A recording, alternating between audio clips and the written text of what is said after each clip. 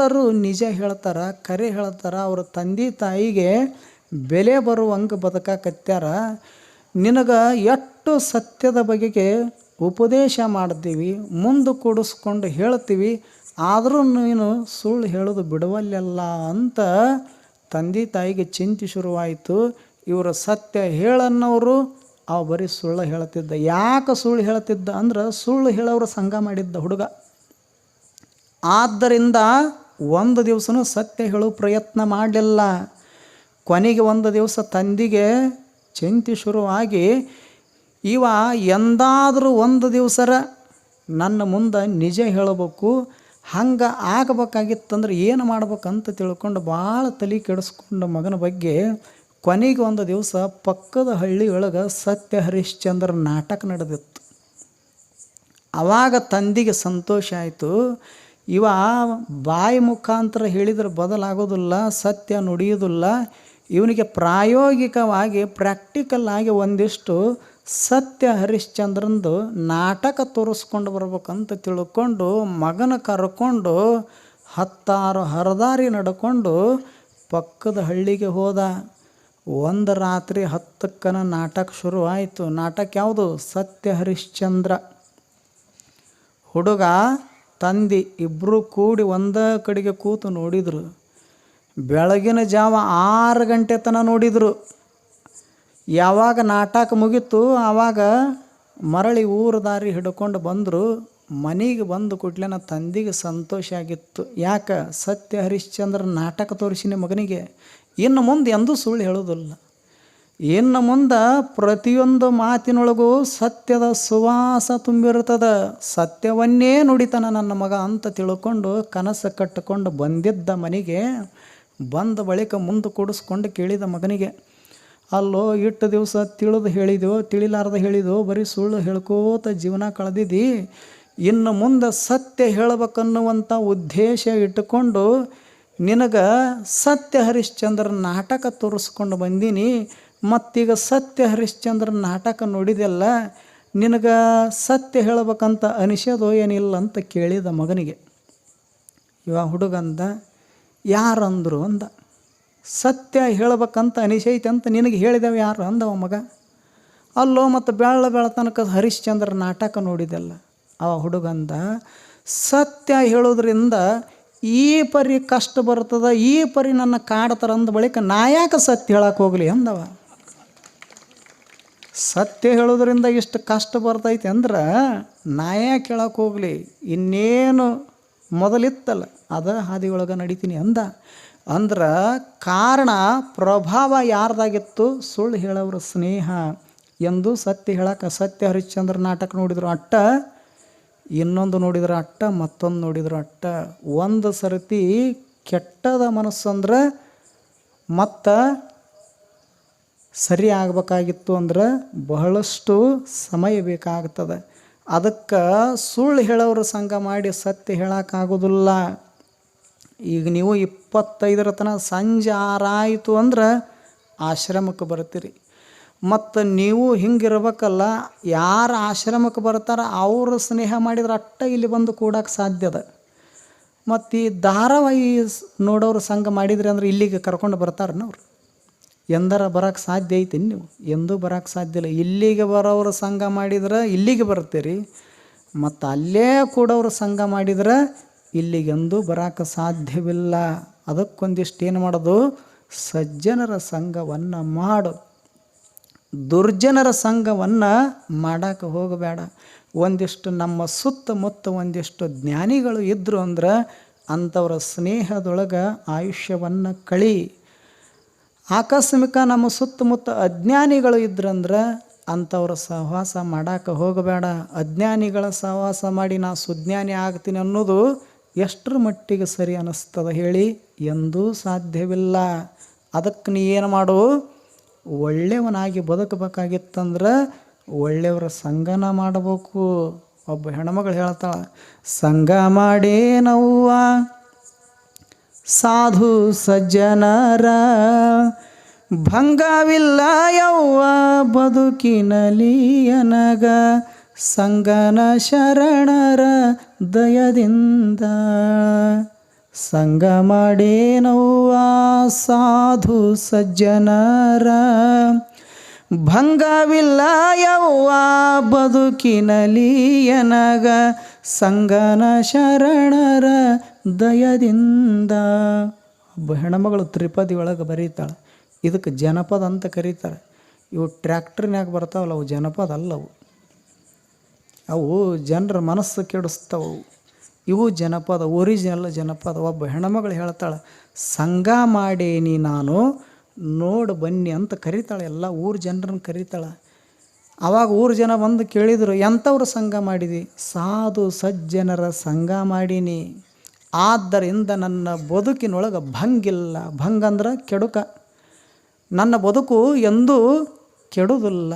ಆ ಬಳಿಕ ನನ್ನ ಬದುಕಿನೊಳಗೆ ಒಂದಿಷ್ಟು ದುಃಖ ದುಮ್ಮಾನಗಳು ಬರುವುದಿಲ್ಲ, ಕಷ್ಟ ನಷ್ಟಗಳು ಆಗೋದಿಲ್ಲ ಅಂತ ನಾನು ಶರಣರ ಸಂಘ ಮಾಡೀನಿ ಅಂತ ಒಬ್ಬ ಹೆಣ್ಮಗಳು ಹೇಳ್ತಾಳೆ. ಅದಕ್ಕೊಂದಿಷ್ಟು ಏನು ಮಾಡೋದು? ಒಳ್ಳೆಯವರ ಸಂಘವನ್ನು ಮಾಡೋದು. ಈಗ ಒಬ್ಬ ಮನುಷ್ಯ ಆಕಳದ ಹಾಲು ಕುಡಿತಿದ್ನಂದ್ರೆ ಆಕಳದ ಹಾಲು ಕುಡಿಯೋನ ಸಂಘ ಮಾಡಬೇಕು ಅಂದ್ರೆ ಮನ್ಯಾಗ ಮಲಗಕ್ಕೆ ಬರ್ತದೆ. ಮತ್ತು ಅಲ್ಕೋ ಹಾಲು ಕುಡಿಯೋನ ಸಂಘ ಮಾಡಿ ನಾನು ಮನ್ಸದ ಮ್ಯಾಗ ಮಲಗತ್ತೀನಿ ಅಂದ್ರೆ ಎಂದರ ಮಲಗಕ್ಕೆ ಸಾಧ್ಯ ಐತಿನ? ಎಲ್ಲಿ ಮಲಗಿಸ್ತಾನೆ? ಒಯ್ದು ತಾನು ಎಲ್ಲಿ ಮಲಿಗೆ ರೂಢಿಗಿರ್ತದೆ ಅಲ್ಲೇ ಮಲಗಿಸ್ತಾನೆ. ಅವರು ಮಲಗೋ ಜಾಗನ ಬೇರೆ ಅದಾವು. ನೋಡಿರೋ ಇಲ್ಲೋ? ಒಂದು ಊರಾಗ ವರಾಹಗಳ ಗುಂಪು, ವರಾಹ ಅಂದ್ರೆ ತಿಳಿತದಲ್ಲ, ಹಂದಿ ಅಂತಾರಲ್ಲ, ಅವು ಊರು ಬಿಟ್ಟು ಓಡಾಕತ್ತಿದ್ವು. ಒಂದು ಊರಾಗ ಭಾಳ ದಿವಸದಿಂದ ಅಲ್ಲೇ ಇದ್ದು ವಾಸ, ಊರು ಬಿಟ್ಟು ಓಡಾಕತ್ತಿದ್ವು. ಅದ ಊರದ ಒಂದು ನಾಯಿ ಎದುರಿಗೆ ಬಂತು. ಅಲ್ಲೋ ನನಗೆ ಹೇಳಾರ್ದಂಗೆ ಕೇಳಾರ್ದಂಗೆ ಉಟ್ರು ಕೂಡ ಅಲ್ಲೇ ಇರ್ತಿದ್ವಿ. ನಾಯಿ ಅಂತದು ಉಟ್ರು ಕೂಡ ಅಲ್ಲೇ ಇರ್ತಿದ್ವಿ. ನನಗೆ ಹೇಳಾರ್ದಂಗೆ ಕೇಳಾರ್ದಂಗೆ ಮತ್ತು ಊರು ಬಿಟ್ಟು ಓಡಿ ಹೊಂಟ್ರಿ ಅಲ್ಲ, ಎಲ್ಲಿ ಹೊಂಟ್ರಿ ಅಂತ ನಾಯಿ ಕೇಳಿತ ಆ ಊರದು. ಆವಾಗ ಅವು ಅಂದು, ಯಾವ ಹಂದಿ, ಏನು ಮಾಡೋದಪ್ಪ, ನಿಮ್ಮ ಊರಾಗ ಹಂದಿ ಮಲಗೋ ಜಾಗದಾಗ ಮಂದಿ ಬಂದು ಮಲಗಾಕತ್ಯಾರ, ಅದಕ್ಕೆ ಜಾಗ ಸಿಗಲಾರದಕ್ಕೆ ಮುಂದಿನ ಊರಿಗೆ ಹೊಂಟಿವಿ ಅಂದವಂತವು. ಅಂದ್ರೆ ತಿಳಿತಲ್ಲ. ಹಾಂ, ಇದನ್ನು ಕುಡಿಯೋರು ಎಂದೂ ಮನ್ಸದ ಮ್ಯಾಗ ಮಲಗಕ್ಕೆ ಸಾಧ್ಯ ಇಲ್ಲ, ಅಲ್ಲೇ ಮಲಗತಾರೆ. ಮತ್ತು ಅಲ್ಲೇ ಮಲಗೋರು ಸಹವಾಸ ಮಾಡಿ ನೀ ಮನ್ಯಾಗ ಮಲಗತೀನಿ ಅಂದ್ರೆ ಹೆಂಗೆ ಸಾಧ್ಯದ? ಅದಕ್ಕೆ ಒಂದಿಷ್ಟು ಯಾವುದು ಆರೋಗ್ಯಕ್ಕೆ ಹಿತ ಕೊಡ್ತದೆ, ಯಾವುದು ಶರೀರವನ್ನು ಕೆಡಿಸೋದಿಲ್ಲ, ಯಾವುದು ಮಾನ ಕಳೆಯೋದಿಲ್ಲ, ಯಾವುದು ರೊಕ್ಕ ರೂಪಾಯಿ ಹಾನಿ ಮಾಡೋದಿಲ್ಲ, ಅದನ್ನು ಯಾರು ಕುಡಿತಾರಲ್ಲ ಅಂಥವ್ರ ಸಂಘ ಮಾಡು. ಯಾವುದು ಕುಡಿದ್ರೆ ಅನಾರೋಗ್ಯಕ್ಕೆ ತುತ್ತಾಗ್ತದೆ ಶರೀರ, ಯಾವುದು ಕುಡಿದ್ರೆ ಮಾನ ಹೋಗ್ತದೆ, ಯಾವುದು ಕುಡಿದ್ರೆ ಧನ ಸಂಪತ್ತು ನಾಶ ಆಗ್ತದೆ, ಅಂಥವ್ರ ಸಂಘ ಮಾಡಿದಿ ಅಂದ್ರೆ ನೀನು ಔರಂಗನಾಗ್ತಿದಿ. ನಿಂದು ಮಾನ ಹೋಗ್ತದೆ, ಪ್ರಾಣ ಹೋಗ್ತದೆ, ಎಲ್ಲ ಹೋಗ್ತದೆ. ಮತ್ತು ಅವ್ರು ಹಿಂಗಿರ್ತಾರಲ್ಲ, ಊರಾಗ ಅಗದಿ ಜಾಣರು ಯಾರು, ಹುಷಾರಿ ತಲೆ ಯಾರ್ದು ಸ್ಪೀಡ್ ಓಡುತ್ತಂದ್ರೆ ಅವ್ರದ್ದು ಓಡುತ್ತೆ ನೋಡ್ರಿ. ತಿಳಿತದೋ ಇಲ್ಲ? ಅವ್ರದ್ದು ಓಡುತ್ತೆ. ಈ ಹಾಲು ಕುಡಿಯೋ ಒಂದು ಓಡೋದಿಲ್ಲ, ಆಕಳದ ಹಾಲು ಕುಡಿಯೋ ಒಂದು ಇವನಕ್ಕಿನ 100 ಪಟ್ಟು ಸ್ಪೀಡ್ ಇರ್ತೈತಿ.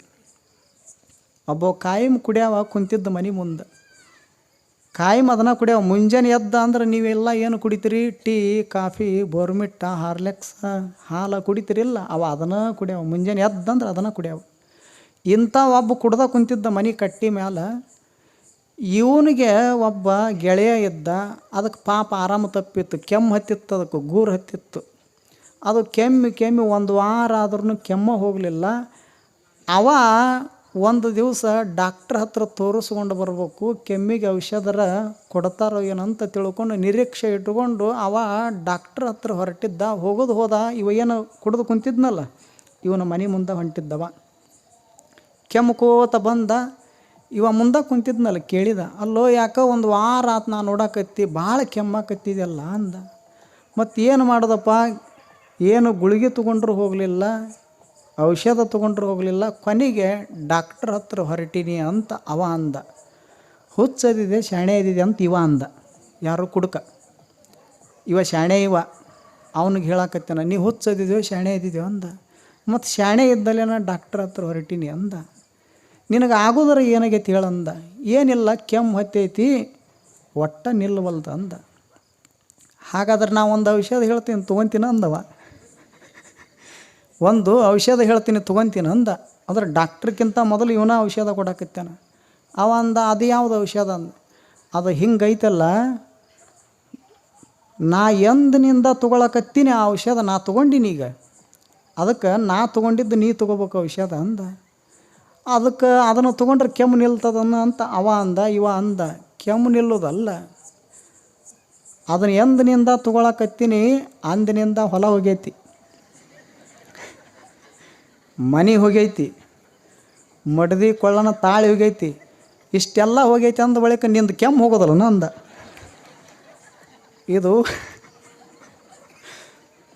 ಹೆಂಗೆ ತೊಗೊಳ್ಬೇಕು ಅನ್ನುವಂಥ ರೀತಿ ಕಲಿಸ್ತಾರೆ ಅವ್ರು, ಅಷ್ಟು ಚಂದ ಕಲಿಸ್ತಾರೆ.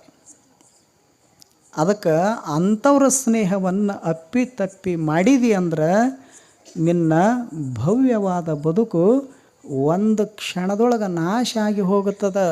ಅದಕ್ಕೊಂದಿಷ್ಟು ಏನು ಮಾಡೋದು, ಬಲ್ಲವರ ಸಂಘವನ್ನು ಮಾಡೋದು, ಜ್ಞಾನಿಗಳ ಒಡನಾಟದೊಳಗನ ಒಂದಿಷ್ಟು ಕ್ಷಣಗಳನ್ನು ಕಳೆಯೋದು.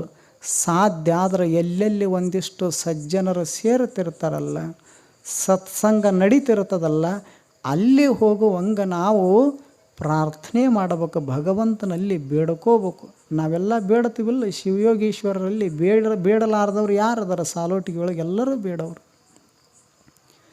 ಮತ್ತು ನಾವು ಬೇಡಂಗಿಲ್ಲ ಅಂತೇನಿಲ್ಲ, ನಾವು ಬೇಡವ್ರೆ, ನೀವು ಬೇಡವ್ರೆ, ಬೇಡಲಾರ್ದವ್ರು ಒಬ್ಬರು ಇಲ್ಲ ಜಗತ್ತಿನೊಳಗೆ. ವ್ಯತ್ಯಾಸ ಏನಂದ್ರೆ ನೀವು ಚಲೋ ಮನೆ ಬೇಡ್ತೀರಿ, ನಾವು ಚಲೋ ಮಠ ಬೇಡ್ತೀವಿ, ಇಷ್ಟ ವ್ಯತ್ಯಾಸ ನಮಗೂ ನಿಮಗೂ. ಬೇಡಲಾರ್ದವ್ರು ಒಬ್ಬರು ಇಲ್ಲ ಜಗತ್ತಿನೊಳಗೆ, ಎಲ್ಲರೂ ಬೇಡುವವರೇ. ಆದ್ರೆ ಬೇಡಬೇಕು ಬೇಡಬಾರ್ದಂತಲ್ಲ, ಯಾವುದು ಬೇಡಿದ್ರೆ ನಮ್ಮ ಬದುಕಿಗೆ ಒಂದಿಷ್ಟು ಹಿತ ಕೊಡುತ್ತದೆ, ಯಾವುದೊಂದಿಷ್ಟು ಬದುಕಿನ ಭವ್ಯತೆಯನ್ನು ಹೆಚ್ಚಿಸ್ತದೆ ಅದನ್ನು ಬೇಡಬೇಕೇ ವಿನಃ ಕ್ಷಣಿಕ ಸುಖ ಕೊಡುವಂತಹ ಸಿರಿ ಸಂಪತ್ತನ್ನು ಎಂದು ಬೇಡಾಕ ಹೋಗಬಾರದು. ಸಂತರು ಶರಣರು ಬೇಡಿಲ್ಲಂತಿಲ್ಲ, ಬೇಡ್ಯಾರ. ಇಲ್ಲೇ ಶಿವಯೋಗಿ ಸಿದ್ದರಾಮೇಶ್ವರರ ವಚನದೊಳಗೆ ಬರೀತಾರವರು. ಅವರು ಬೇಡಿದರು ಭಗವಂತನಲ್ಲಿ. ಏನು ಬೇಡಿದರು? ಬಯಸುವೆನಯ್ಯ ನಿನ್ನವರ ಸಂಗವ, ಎಳೆಸುವೆನಯ್ಯ ನಿನ್ನವರ ಸಂಗಕ್ಕೆ, ಬಯಕೆ ಬೇರೆ ಅನ್ಯ ಕೆಳೆಸದಂತೆ, ಹರುಷಿತನ ಮಾಡಯ್ಯ ಭಕ್ತಿಯೊಳಗೆ, ಹರುಷಿತನ ಮಾಡಯ್ಯ ಭಕ್ತಿಯೊಳಗೆ, ಕಪಿಲ ಸಿದ್ಧ ಮಲ್ಲಿಕಾರ್ಜುನ, ಕಪಿಲ ಸಿದ್ಧ ಮಲ್ಲಿಕಾರ್ಜುನ, ಬಯಸುವೆನಯ್ಯ ನಿನ್ನವರ ಸಂಗವ, ಎಳೆಸುವೆನಯ್ಯ ನಿನ್ನವರ ಸಂಗಕ್ಕೆ. ಸರಿ ಮ ಪ ನಿಧ ನಿಧ ಸ ನಿಧ ಪ ಮ ಪದ ಪ ಮ ಪ ಗ ಮರಿ ಗ ಸರಿ ನಿಧ ನಿರೇ ಸ, ಸರಿ ಮ ಪ ರಿ ಮ ಪ. ಬಯಕೆ ಬೇರೆ ಅನ್ಯ ಕೆಳೆಸದಂತೆ, ಹರುಷಿತನ ಮಾಡಯ್ಯ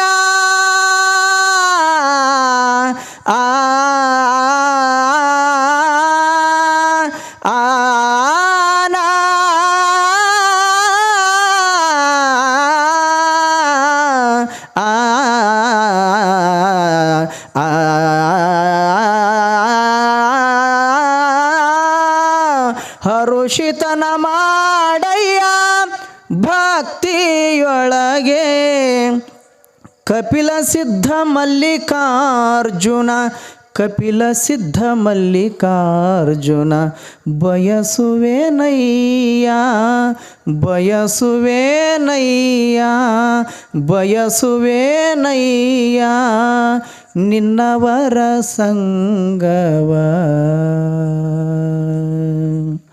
ನೋಡಿ ಎಷ್ಟು ಚಲೋ ಬರೋದಿಲ್ಲ ಅವರು.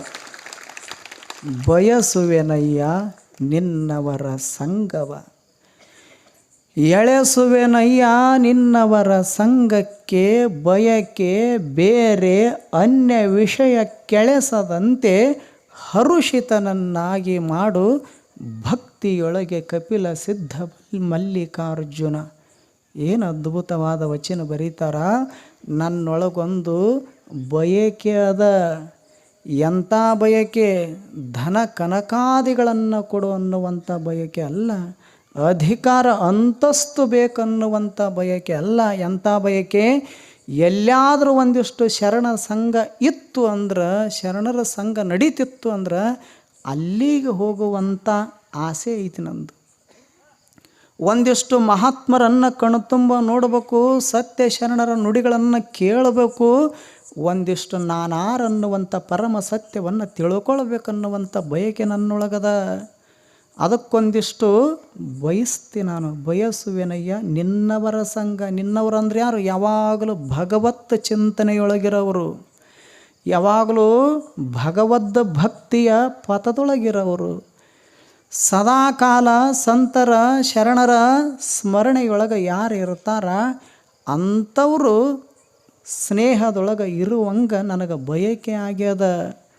ಎಳೆಸುವೆನಯ್ಯ ನಿನ್ನವರ ಸಂಘಕ್ಕೆ. ನನ್ನ ಮನಸ್ಸು ಹಿಂಗದಲ್ಲ, ನನ್ನ ಮನಸ್ಸಿನ ತುಡಿತ ಎಲ್ಲಿ ಶರಣರ ಸಂಘ ಇರ್ತದೆ ಅಲ್ಲಿಗೆ ಹೋಗ್ಬೇಕಂತ ಅನಿಸ್ತದ. ಅಲ್ಲಿಗೆ ಹೋಗಬೇಕಾಗಿತ್ತು ಅಂದ್ರೆ ನಿನ್ನ ಕೃಪೆ ಬೇಕಲ್ಲ ಒಂದಿಷ್ಟು. ಅಂಥ ಭಾವ ಬುದ್ಧಿ ಮನಸ್ಸನ್ನು ನನ್ನೊಳಗೆ ಸಿದ್ಧಪಡಿಸು. ಈ ರೀತಿ ಒಳಗೆ ಅವರು ಬೇಡಿದರು. ಮುಂದೆ ಹೇಳ್ತಾರ, ಬಯಕೆ ಬೇರೆ ಅನ್ಯ ವಿಷಯಾದಿಗಳಿಗೆ. ಕಣ್ಣ ರೂಪ ನೋಡಿತ್ತು ಅಂದ್ರೆ ಮನಸ್ಸು ಸೋಲ್ತದ, ಶಬ್ದ ಕೇಳೀತು ಅಂದ್ರೆ ಮನಸ್ಸು ಹೋಯಿತು, ರುಚಿಗೆ ಸ್ಪರ್ಶಕ್ಕೆ ಮನಸ್ಸೇನಾಗ್ತದೆ ಒಂದೊಂದು ಕ್ಷಣದೊಳಗೆ ಸೋತು ಹೋಗ್ತದೆ. ವಿಷಯಾದಿಗಳ ಕೈಯೊಳಗೆ ಸಿಕ್ಕ ಹಾಕ್ಕೊಂಡು ಮನಸ್ಸಾಗಿ ಉಳಿಯೋದಿಲ್ಲದು, ಮೈಲಿಗೆ ಆಗ್ತದೆ, ಹೊಲಸಾಗ್ತದೆ. ಅದಕ್ಕೆ ಅವ್ರು ಏನಂತಾರ, ಅನ್ಯ ವಿಷಯಾದಿಗಳಿಗೆ ಎಳಿಸಲಾರ್ದಂಗೆ ಭಕ್ತಿಯೊಳಗೆ ಹರುಷಿತನನ್ನಾಗಿ ಇರುವಂಗೆ ನನಗೆ ಮಾಡು ಕಪಿಲ ಸಿದ್ಧ ಮಲ್ಲಿಕಾರ್ಜುನ ಅಂತ ಬೇಡ್ಕೋತಾರೆ. ನಾವು ಹಿಂಗೆ ಒಮ್ಮೆರ ಶಿವಯೋಗೀಶ್ವರ ಜಾತ್ರೆಗೆ ಮಾಡೀವಿ, ಮತ್ತು ಹೋಗ್ತೀವಲ್ಲ ಗದ್ದಿಗೆ ದರ್ಶನಕ್ಕೆ, ಹಿಂಗೆ ಒಮ್ಮೆರ ಬೇಡಿವಿನು. ಎಲ್ಲರ ಇಂಡ್ಯಾಗ ಸತ್ಸಂಗ ಇತ್ತಂದ್ರೆ ಅಲ್ಲಿ ಹೋಗುವಂಗೆ ಮಾಡು, ಅಥವಾ ವಿಜಯಪುರದೊಳಗಿತ್ತಂದ್ರೆ ಅಲ್ಲಿ ಹೋಗುವಂಗೆ ನನಗೆ ಭಾಗ್ಯವನ್ನು ಕಲ್ಪಿಸಿಕೊಡು ಅಂತ ಹಿಂಗೆ ಒಂದರ ದಿವಸ ಬೇಡಿವೆನು. ಎಂತೆಂಥವು ಬೇಡೀವಿ, ಆದರೆ ಇಂಥದ್ದು ಬೇಡೋ ಮಂದಿ ಅಲ್ಲ ನಾವು. ಮಕ್ಕಳು ಇರಲಾರ್ದವ್ರು ಮಕ್ಕಳು ಬೇಡ್ಯಾರ, ಲಗ್ನ ಆಗಲಾರ್ದವರು ಲಗ್ನ ಆಗಲಿ ಅಂತ ಯಾರಿಗೆ ಬೇಡ್ಯಾರ? ದೇವರಿಗೆ ಬೇಡ್ಯಾರ. ಹೊಲ ಇರಲಾರ್ದವರು ಹೊಲ ಬೇಡ್ಯಾರ, ಅಧಿಕಾರ ಇರಲಾರ್ದವರು ಅಧಿಕಾರ ಬೇಡ್ಯಾರ. ಆದ್ರೆ ಶರಣರ ಸಂಘವನ್ನು ಕಲ್ಪಿಸಿಕೊಡಂತ ಬೇಡಿದವರು ವಿರಳ. ಆದ್ದರಿಂದ ಸಂತರಿಗೂ ಶರಣರಿಗೂ ಸಾಮಾನ್ಯರಿಗೂ ವ್ಯತ್ಯಾಸ ಏನಂತ ಕೇಳಿದ್ರೆ, ಅವರು ಯಾವುದು ಬೇಡಿದ್ರೆ ಬದುಕು ಭವ್ಯ ಆಗ್ತದನ್ನುವಂಥದ್ದನ್ನು ಅರಿತುಕೊಂಡು ಅಂಥದ್ದನ್ನು ಬೇಡಿದರು. ನಾವು ಯಾವುದು ಬೇಡಬೇಕು ಯಾವುದು ಬೇಡಬಾರದು ತಿಳಿಲಾರದ್ದಕ್ಕೆ ಯಾವುದು ಕ್ಷಣಿಕ ಸಂತೃಪ್ತಿ ಕೊಡ್ತದೆ, ಸಂತೋಷ ಕೊಡ್ತದೆ, ಅಂತಹ ವೈಷಯಿಕ ವಸ್ತುಗಳನ್ನು ಬೇಡ್ಕೋತ ನಾವು ಬದುಕನ್ನು ವ್ಯರ್ಥ ಮಾಡಾಕತ್ತೀವಿ. ಅದಕ್ಕೊಂದಿಷ್ಟು ಬೇಡಬೇಕು, ಯಾವುದು ಬೇಡಬೇಕು ಯಾವುದು ಬೇಡಬಾರದು ಗೊತ್ತಿರಬೇಕು ಮನುಷ್ಯನಿಗೆ. ಅದಕ್ಕೆ ಅವ್ರು ಏನು ಮಾಡಿದರು? ಒಳ್ಳೆಯದನ್ನು ಬೇಡಿದರು.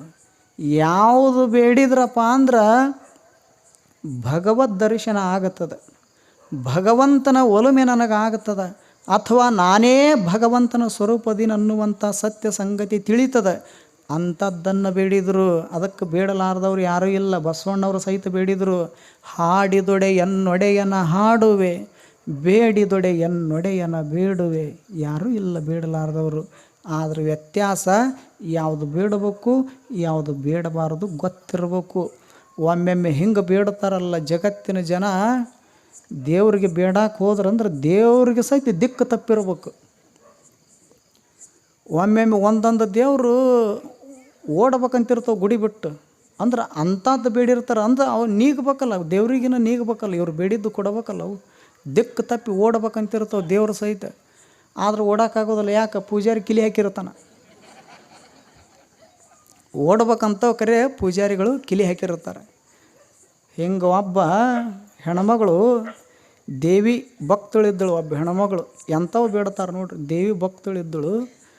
ಬೇಡ್ಕೊಂಡ್ಲು ದೇವಿಗೆ ಹೋಗಿ, ಆದಿಶಕ್ತಿ ಜಗನ್ಮಾತೆ 10 ವರ್ಷ ಆತ ಮದುವೆ ಆಗಿ, ಮಕ್ಕಳ ಭಾಗ್ಯ ಇಲ್ಲ ನನಗೆ, ಅದಕ್ಕೆ ನಿನಗೆ ಮುಂದಿನ ವರ್ಷ ಅನುಗೊಂಡದನ ನಿನಗೆ ತುಪ್ಪದ ದೀಪ ಹೊತ್ತಿಸ್ತೀನಿ, ಎಣ್ಣೆ ದೀಪ ಹೊತ್ತಿಸ್ತೀನಿ. 1 ವರ್ಷ ಅನುಗೊಂಡದನ ಒಂದು ಗಂಡು ಮಗನು ಕೊಟ್ಟೆಂದ್ರೆ ಬರೀ ದೀಪ ಹೊತ್ತಿಸೋದಲ್ಲ, 6 ಕಾಲಿಂದ ಒಂದು ಪ್ರಾಣಿ ಬಲಿ ಕೊಡ್ತೀನಿ ಅಂದಳು. ಬೇಡ್ಕೊಂಡ್ಲು, 6 ಕಾಲಿಂದ ಒಂದು ಪ್ರಾಣಿ ತೊಗೊಂಡು ಬಂದು ನಿನಗೆ ಬಲಿ ಕೊಡ್ತೀನಿ. 10 ವರ್ಷ ಆಗ್ಯದ ಮದುವೆಯಾಗಿ, ಮಕ್ಕಳಾಗಿಲ್ಲ, ಒಂದು ಗಂಡು ಮಗುವಿನನ್ನು ಆಶೀರ್ವದಿಸಂತ ಬೇಡ್ಕೊಂಡ್ಲು ದೇವಿಗೆ. ಆವಾಗ ದೇವಿ ತಥಾಸ್ತು ಅಂತ ಹೇಳಿದಳು. ಮುಂದೆ 1 ವರ್ಷ ಹೋದಳು. 1 ವರ್ಷ ಅನುಗೊಡ್ದ ದೇವಿ ಏನು ಮಾಡಿದ್ಲು, ಜಗನ್ಮಾತೆ ಆಶೀರ್ವಾದ ಮಾಡಿದ್ಲು, ಗಂಡು ಮಗ ಆಯಿತು. ಆವಾಗ ಸಂತೋಷದಿಂದ ದೇವಿ ಗುಡಿಗೆ ಬಂದಳು. 1 ವರ್ಷ ಆದ ಬಳಿಕ ಬಂದಳು.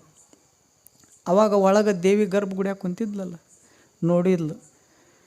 1 ವರ್ಷದಿಂದ ಬಂದು 6 ಕಾಲಿಂದ ಒಂದು ಪ್ರಾಣಿ ಬಲಿ ಕೊಡ್ತೀನಿ, ನನಗೊಂದು ಗಂಡು ಮಗನು ಕೂಡ ಅಂದಿದ್ದಳು. ಮತ್ತು ನಾ ಗಂಡು ಮಗನ ಕರುಣಿಸಿನಿ, ಮತ್ತು 6 ಕಾಲಿನ ಪ್ರಾಣಿನ ಇಲ್ಲಲ್ಲ, ಕೈ ಬೀಸ್ಕೊಂಡು ಹಂಗೆ ಬಂದಾಳಲ್ಲ ಅಂತ ದೇವಿಗೆ ಚಿಂತೆ ಆಯಿತು. ಒಳಗೇನು ಕೂತಿದ್ಲಲ್ಲ ಗರ್ಭಗುಡಿಯಾಗ ಚಿಂತೆ ಆಯಿತು. 6 ಕಾಲಿನ ಪ್ರಾಣಿ ಬಲಿ ಕೊಡ್ತೀನಿ ಅಂದಾಳ, ಮತ್ತು ಎಲ್ಲಿ ಅದ ಅಂತ ನೋಡಾಕತ್ತಿದ್ದಳು. ಇದ್ರಲ್ಲ ಅದು ಕಾಣೋದು. ಆವಾಗ ಬಂದು ಹೊಸ್ತಿಲದ ಮುಂದೆ ಕುಂತಳು. ಆವಾಗ ನೋಡವ ತಾಯಿ ಜಗನ್ಮಾತೆ, ನಿನಗೆ ನಾನು 6 ಕಾಲಿಂದ ಒಂದು ಪ್ರಾಣಿ ಬಲಿ ಕೊಡ್ತೀನಿ, ನೀ ನನ್ನ ಗಂಡು ಮಗನು ಕೊಡ ಅಂತ ಬೇಡಿದ್ಯಾ, ಈಗ ನೀನು ಕೊಟ್ಟಿದ್ದಿ, ಮತ್ತು ನಾನು ನಿನ್ನ ಹರಕೆ ತೀರಿಸ್ಬೇಕಂತ ಬಂದೀನಿ ಅಂದಳು. ದೇವಿಗೆ ಚಿಂತೆ ಶುರುವಾಯಿತು.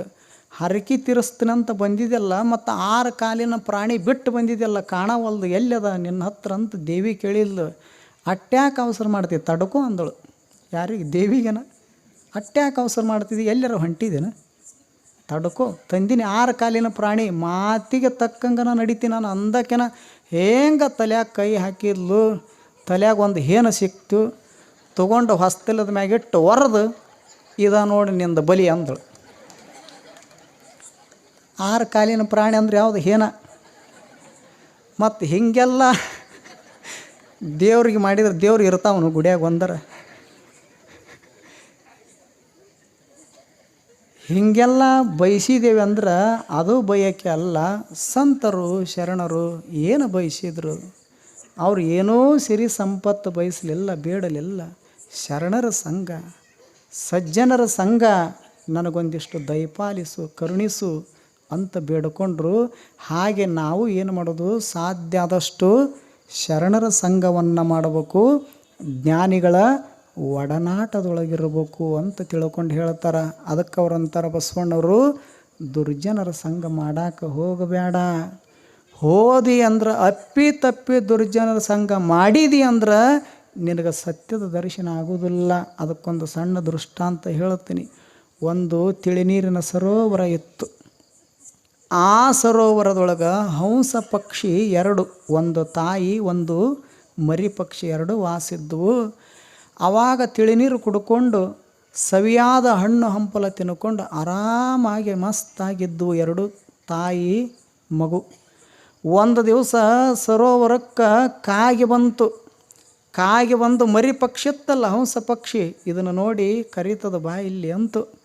ಆವಾಗ ಈ ಮರಿ ಪಕ್ಷಿ ತಾಯಿ ಪಕ್ಷಿಗೆ, ಆ ಮರದೊಳಗೊಂದು ಕಾಗೆ ಕೂತದ, ಅದರ ಜೊತೆಗೆ ನಾ ಹೋಗಿ ಬರ್ತೀನಿ ಒಂದು ಕ್ಷಣ ಅಂತ ತಾಯಿಗೆ ಹೇಳಿತು. ಆವಾಗ ತಾಯಿ ಪಕ್ಷಿ ಅಂತೂ ಮೊದಲ ಕೆಟ್ಟ ಕಾಗೆ, ಅದು ಕರಿ ಕಾಗೆ, ಅದರ ಸಹವಾಸ ಮಾಡಬಾರ್ದು, ಅದರ ಸ್ನೇಹ ಮಾಡೋಕೆ ಹೋಗಬಾರದು. ಯಾಕಂತ ಮರಿ ಪಕ್ಷಿ ಕೇಳಿತು. ಆವಾಗ ತಾಯಿ ಹೇಳಿದಳು, ನೋಡು ಅದು ಸತ್ತು ಪ್ರಾಣಿ ತಿಂತದು, ಅದಕ್ಕೆ ಅದರ ಸಹವಾಸ ಮಾಡೋಕೆ ಹೋಗಬೇಡ.